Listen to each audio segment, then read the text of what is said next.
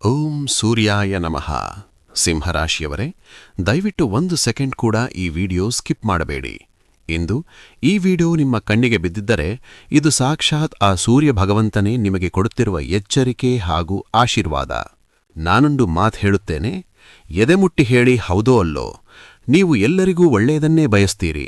ಯಾರಿಗಾದರೂ ಕಷ್ಟ ಅಂದ್ರೆ ನಿಮ್ಮ ಕೈಲಾದಷ್ಟು ಸಹಾಯ ಮಾಡುತ್ತೀರಿ. ಆದರೆ ನಿಮಗೆ ಕಷ್ಟ ಬಂದಾಗ ನಿಮ್ಮ ಜೊತೆ ಯಾರೂ ನಿಲ್ಲುವುದಿಲ್ಲ. ನೀವು ಯಾರಿಗೋಸ್ಕರ ನಿಮ್ಮ ಪ್ರಾಣವನ್ನೇ ಪಣಕ್ಕಿಡುತ್ತೀರೋ ಅವರೇ ನಿಮ್ಮ ಬೆನ್ನಿಗೆ ಚೂರಿ ಹಾಕುತ್ತಾರೆ. ನೀವು ಕೋಪಿಷ್ಠರು, ಅಹಂಕಾರಿ ಎಂದು ಎಲ್ಲರೂ ದೂರ ಮಾಡುತ್ತಾರೆ. ಆದರೆ ನಿಮ್ಮ ಒಳಗಿರುವ ಮಗುವಿನಂತಹ ಕರುಣಾಮಯಿ ಮನಸ್ಸು ಯಾರಿಗೂ ಅರ್ಥವಾಗುವುದಿಲ್ಲ. ಯಾಕೆ ಹೀಗಾಗ್ತಾ ಇದೆ? ನಿಮ್ಮ ಜಾತಕದಲ್ಲಿರುವ ಆ ಒಂದು ಗುಪ್ತ ಶಾಪವ ಯಾವುದು? ವಿಡಿಯೋದ ಕೊನೆಯಲ್ಲಿ ಆ ಶಾಪ ವಿಮೋಚನೆಯ ಮಹಾ ರಹಸ್ಯವನ್ನು ಹೇಳಲಿದ್ದೇನೆ. ಅಲ್ಲಿಯವರೆಗೂ ನನ್ನ ಪ್ರತಿಯೊಂದು ಮಾತನ್ನು ಆಲಿಸಿ. ಸಿಂಹರಾಶಿಯವರೇ, ನಿಮ್ಮದು ಅಗ್ನಿತತ್ವದ ರಾಶಿ. ನಿಮ್ಮ ಅಧಿಪತಿ ಗ್ರಹಗಳು ರಾಜ ಸೂರ್ಯ. ಸೂರ್ಯನಿಗೆ ಯಾರು ತಾನೇ ಕಮಾಂಡ್ ಮಾಡಲು ಸಾಧ್ಯ?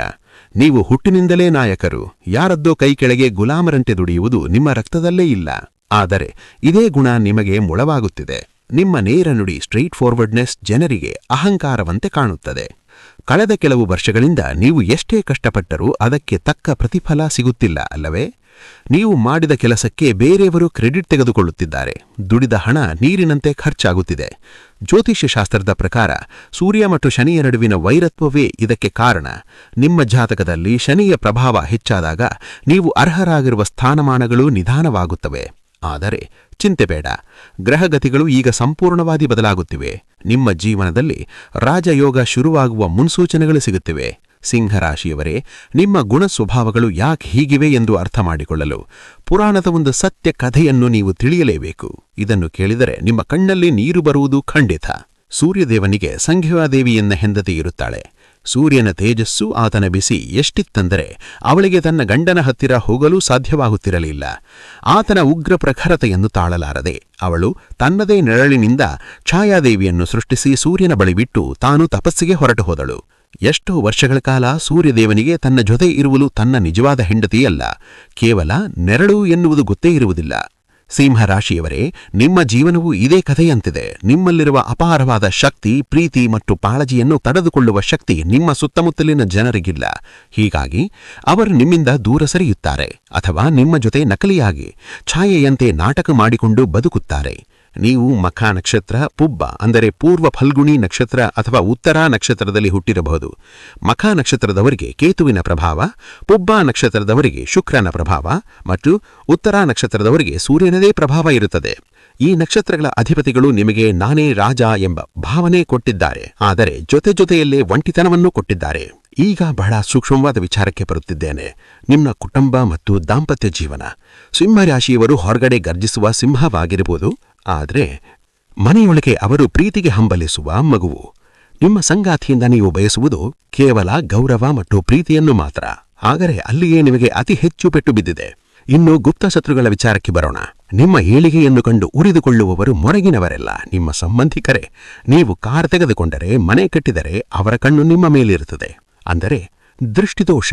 ನಿಮ್ಮ ಕುಂಡಲಿಯಲ್ಲಿ ರಾಹುಕೇತುಗಳ ಸಂಚಾರ ಸರಿಯಲ್ಲಿದ್ದಾಗ ಈ ದೃಷ್ಟಿದೋಷ ನಿಮಗೆ ನೇರವಾಗಿ ತಟ್ಟುತ್ತದೆ.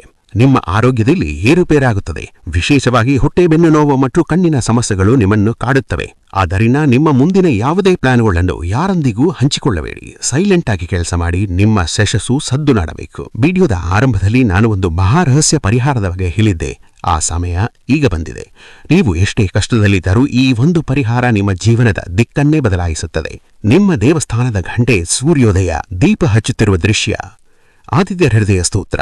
ಭಾನುವಾರದ ದಿನ ಬೆಳಿಗ್ಗೆ ಸೂರ್ಯೋದಯದ ಸಮಯದಲ್ಲಿ ಎದ್ದು ತಾಮ್ರದ ಚೊಂಬಿನಲ್ಲಿ ನೀರು, ಸ್ವಲ್ಪ ಕುಂಕುಮ ಮತ್ತು ಕೆಂಪು ಹೂವನ್ನು ಹಾಕಿ ಸೂರ್ಯದೇವನಿಗೆ ಅರ್ಘ್ಯಬಿಡಿ. ಆ ಸಮಯದಲ್ಲಿ ಆದಿತ್ಯ ಹೃದಯ ಸ್ತೋತ್ರವನ್ನು ಪಠಿಸಿ. ಸಾಕ್ಷಾತ್ ಶ್ರೀರಾಮಚಂದ್ರನೇ ರಾವಣನನ್ನು ಕೊಲ್ಲ ಮುನ್ನ ಸೂರ್ಯದೇವನ ಈ ಸ್ತೋತ್ರವನ್ನು ಪಠಿಸಿದ್ದನು. ನಿಮ್ಮ ಎಷ್ಟೇ ದೊಡ್ಡ ಶತ್ರುವಿದ್ದರೂ ನಾಶವಾಗುತ್ತಾನೆ. ತಂದೆಯ ಆಶೀರ್ವಾದ. ಸೂರ್ಯ ಅಂದರೆ ಪಿತೃಕಾರಕ. ನಿಮ್ಮ ತಂದೆಯ ಜೊತೆಗಿನ ಸಂಬಂಧ ಚೆನ್ನಾಗಿರಿಸಿಕೊಳ್ಳಿ. ತಂದೆ ಇಲ್ಲವಿದ್ದರೆ ವಯಸ್ಸಾದವರಿಗೆ ಭಾನುವಾರದ ದಿನ ಗೋಧಿ ಅಥವಾ ಬೆಲ್ಲವನ್ನು ದಾನ ಮಾಡಿ. ನಿಮ್ಮ ಅದೃಷ್ಟದ ಬಣ್ಣ ಕೆಂಪು ಮತ್ತು ಕಿತ್ತಳೆ. ಅದೃಷ್ಟದ ಸಂಖ್ಯೆ 1. ಸಿಂಹರಾಶಿಯವರೇ, ಸೂರ್ಯನಂತೆ ಬೆಳಗುವ ಶಕ್ತಿ ನಿಮ್ಮಲ್ಲಿದೆ. ಯಾರೋ ನಿಮ್ಮನ್ನು ತುಳಿದರು ಎಂದು ಕುಕ್ಕಬೇಡಿ. ಭಗವಂತನ ಆಶೀರ್ವಾದ ನಿಮ್ಮ ಮೇಲೆ ಇದೆ. ಈ ವಿಡಿಯೋದಲ್ಲಿ ಹೇಳಿರುವ ಮಾತುಗಳು ನಿಮ್ಮ ಮನಸ್ಸಿಗೆ ತಾಗಿದ್ದರೆ ಈಗಲೇ ವಿಡಿಯೋಗೆ ಲೈಕ್ ಮಾಡಿ, ಕಮೆಂಟ್ ಬಾಕ್ಸ್ನಲ್ಲಿ ಓಂ ಸೂರ್ಯಾಯ ನಮಃ ಎಂದು ಬರೆದು ಸೂರ್ಯದೇವನ ಕೃಪೆಗೆ ಪಾತ್ರರಾಗಿ ಚಾನೆಲ್ ಸಬ್ಸ್ಕ್ರೈಬ್ ಮಾಡಲು ಮರೆಯಬೇಡಿ. ಏಕೆಂದರೆ ಮುಂದಿನ ವಿಡಿಯೋದಲ್ಲಿ ಸಿಂಹರಾಶಿಯವರಿಗೆ ಶೀಘ್ರದಲ್ಲೇ ಒಲಿಯಲಿರುವ ಆ 3 ದೊಡ್ಡ ಅದೃಷ್ಟಗಳು ಯಾವುದನ್ನೆಂದು ನಾನು ಬಹಿರಂಗಪಡಿಸಲಿದ್ದೇನೆ. ನಿಮ್ಮ ಸಿಂಹರಾಶಿಯ ಸ್ನೇಹಿತರಿಗೂ ಈ ವಿಡಿಯೋ ಶೇರ್ ಮಾಡಿ. ಸರ್ವೇ ಜನ ಸುಖಿನೋ ಭವಂತು.